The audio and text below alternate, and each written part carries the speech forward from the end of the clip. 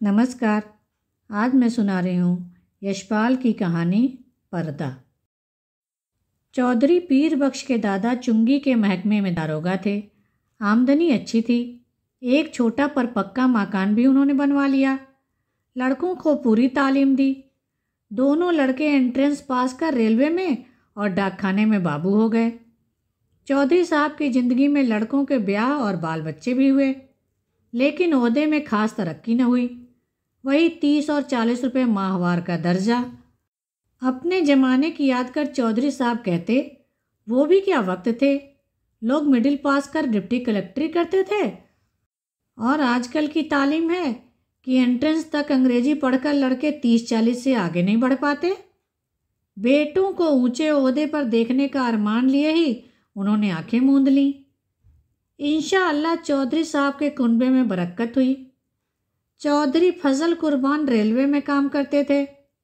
अल्लाह ने उन्हें 4 बेटे और 3 बेटियां दी। चौधरी इलाही बख्श डाकखाने में थे। उन्हें भी अल्लाह ने 4 बेटे और 2 लड़कियां बख्शीं।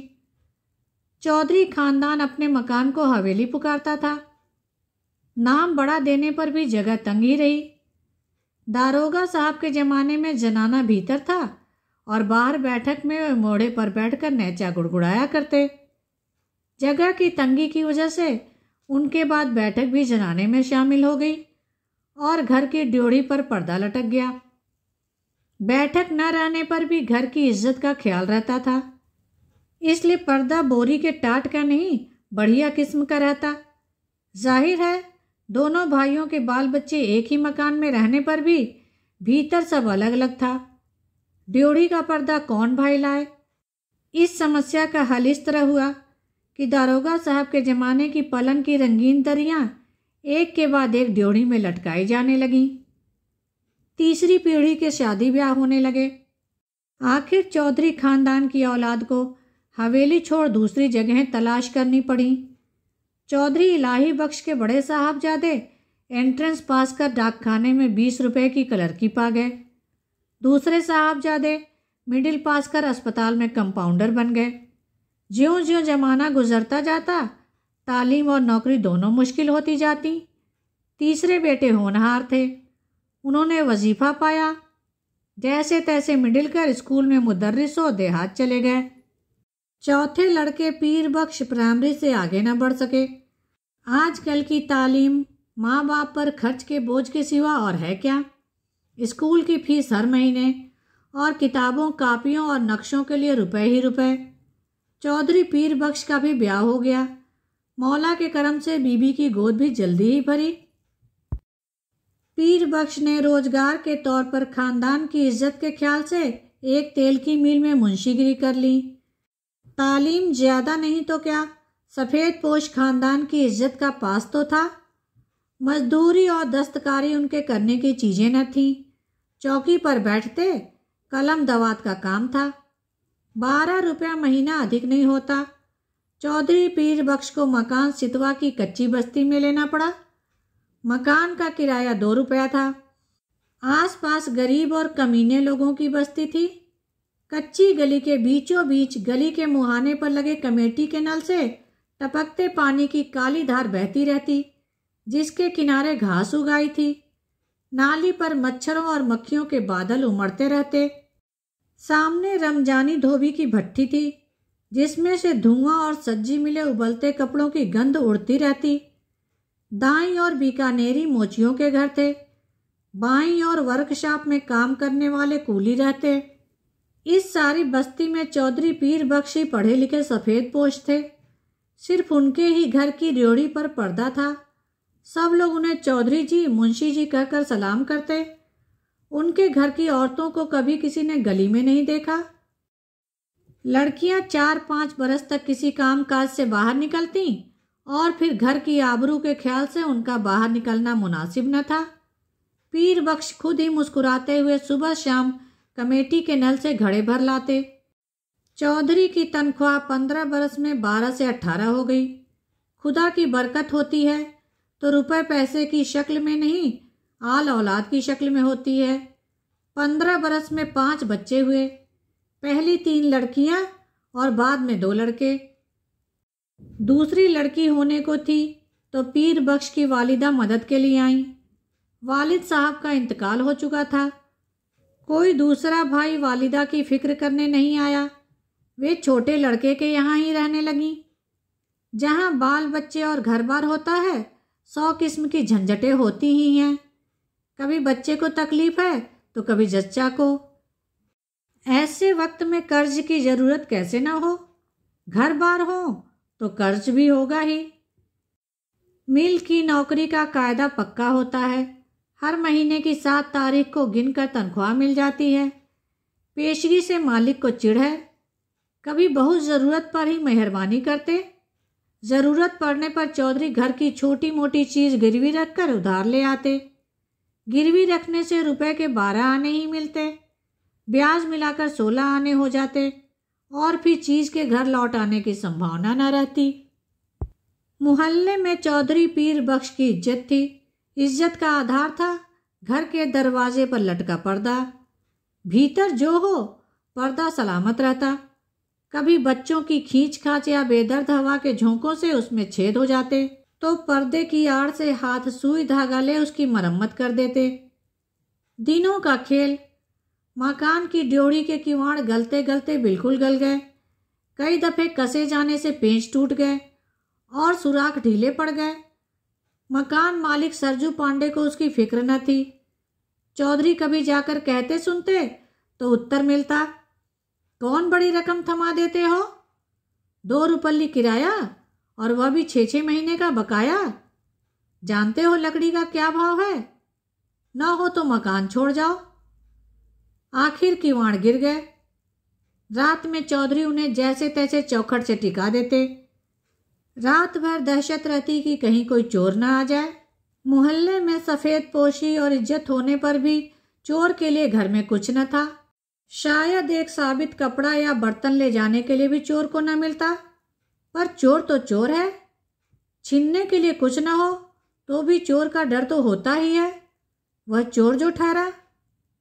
चोर से ज़्यादा फिक्र थी आबरू की। किवाड़ न रहने पर पर्दा ही आबरू का रखवाला था। वह पर्दा भी तार तार होते होते एक रात आंधी में किसी भी हालत में लटकने लायक न रह गया। दूसरे दिन घर की एकमात्र पुश्तैनी चीज दरी दरवाजे पर लटक गई। मोहल्ले वालों ने देखा और चौधरी को सलाह दी, अरे चौधरी, इस जमाने में दरी यूं काहे खराब करोगे? बाजार से ला टाट का टुकड़ा ना लटका दो। पीर बख्श टाट की कीमत भी आते जाते कई दफा पूछ चुके थे। 2 गज टाट 8 आने से कम में न मिल सकता था। हंसकर बोले, होने दो, क्या है? हमारे यहाँ पक्की हवेली में भी ड्योढ़ी पर दरी का ही पर्दा रहता था। कपड़े की महंगाई के इस जमाने में घर की 5 औरतों के शरीर से कपड़े जीर्ण होकर यूं गिर रहे थे जैसे पेड़ अपनी छाल बदलते हैं। पर चौधरी साहब की आमदनी से दिन में एक दफे किसी तरह पेट भर सकने के लिए आटा के अलावा कपड़े की गुंजाइश कहाँ। खुद उन्हें नौकरी पर जाना होता। कपड़े में जब पैबंद संभालने की ताब न रही, मार्किन का एक कुर्ता पजामा जरूरी हो गया। पर लाचार थे। गिरवी रखने के लिए जब घर में कुछ भी न हो, गरीब का एकमात्र सहायक है पंजाबी खान। रहने की जगह भर देखकर वह रुपया उधार दे सकता है। 10 महीने पहले गोद के लड़के बरकत के जन्म के समय पीर बख्श को रुपए की जरूरत आ पड़ी। कहीं और कोई प्रबंध न हो सकने के कारण उन्होंने पंजाबी खान बबर अली खां से 4 रुपये उधार ले लिए थे। बबर अली खां का रोजगार सितवा के उस कच्चे मोहल्ले में अच्छा खासा चलता था। बीकानेरी मोची, वर्कशॉप के मजदूर और कभी कभी रमजानी धोबी सभी बबर मियाँ से कर्ज लेते थे। कई दफे चौधरी पीर बख्श ने बबर अली को कर्ज और सूद की किश्त न मिलने पर अपने हाथ के डंडे से ऋणी का दरवाज़ा पीटते देखा था। उन्हें साहूकार और ऋणी में बीच बिचौल भी करना पड़ा था। खान को वे शैतान समझते थे, लेकिन लाचार हो जाने पर उसी की शरण लेनी पड़ी। 4 आना रुपया महीने पर 4 रुपया कर्ज लिया। शरीफ खानदानी मुसलमान भाई का ख्याल कर बबर अली ने 1 रुपया माहवार की किश्त मान ली। 8 महीने में कर्ज अदा होना तय हुआ। खान की किस्त न दे सकने की हालत में अपने घर के दरवाजे पर फजीहत हो जाने की बात का ख्याल कर चौधरी के रोए खड़े हो जाते। 7 महीने फाका करके भी वे किसी तरह से किस्त देते चले गए। लेकिन जब सावन में बरसात छिड़ गई और बाजरा भी रुपए के 3 सेर मिलने लगा, किस्त देना संभव न रहा। खान 7 तारीख की शाम को आया। चौधरी पीर बख्श ने खान की दाढ़ी छू और अल्लाह की कसम खा 1 महीने की मुआफ़ी चाही। अगले महीने 1 का सवा देने का वायदा किया। खान टल गया। भादों में हालत और भी परेशानी की हो गई। बच्चों की माँ की तबीयत रोज रोज गिरती जा रही थी। खाया पिया उसके पेट में न ठहरता। पथ्य के लिए उसको गेहूं की रोटी देना जरूरी हो गया। गेहूं मुश्किल से रुपए का सिर्फ 2.5 सेर मिलता। बीमार का जी ठहरा, कभी प्याज के टुकड़े या धनिये की खुशबू के लिए ही मचल जाता, कभी पैसे की सौंफ, अजवाइन, काले नमक की ही जरूरत हो तो पैसे की कोई चीज़ मिलती ही नहीं। बाजार में तांबे का नाम ही रह गया। नाहा की कन्नी निकल जाती है। चौधरी को 2 रुपए महंगाई भत्ते के मिले, पर पेशगी लेते लेते तनख्वाह के दिन केवल 4 ही रुपए हिसाब में निकले। बच्चे पिछले हफ्ते केवल फाके से थे। चौधरी कभी गली से 2 पैसे की चौराई खरीद लाते, कभी बाजरा उबाल कर सब लोग कटोरा कटोरा भर पी लेते। बड़ी कठिनता से मिले 4 रुपयों में से 1.25 रुपया खान के हाथ में धर देने की हिम्मत चौधरी को न हुई। मिल से घर लौटते समय वे मंडी की ओर टहल गए। 2 घंटे बाद जब समझा खान टल गया होगा और अनाज की गठरी ले वे घर पहुंचे। खान के भय से दिल डूब रहा था, लेकिन दूसरी ओर 4 भूखे बच्चों, उनकी माँ, दूध न उतर सकने के कारण सूख कर कांटा हो रहे गोद के बच्चे और चलने फिरने में लाचार अपनी माँ की भूख से बिलबिलाती सूरतें आंखों के सामने नाच जाती। धड़कते हुए हृदय से वे कहते जाते, मौला सब देखता है, खैर करेगा।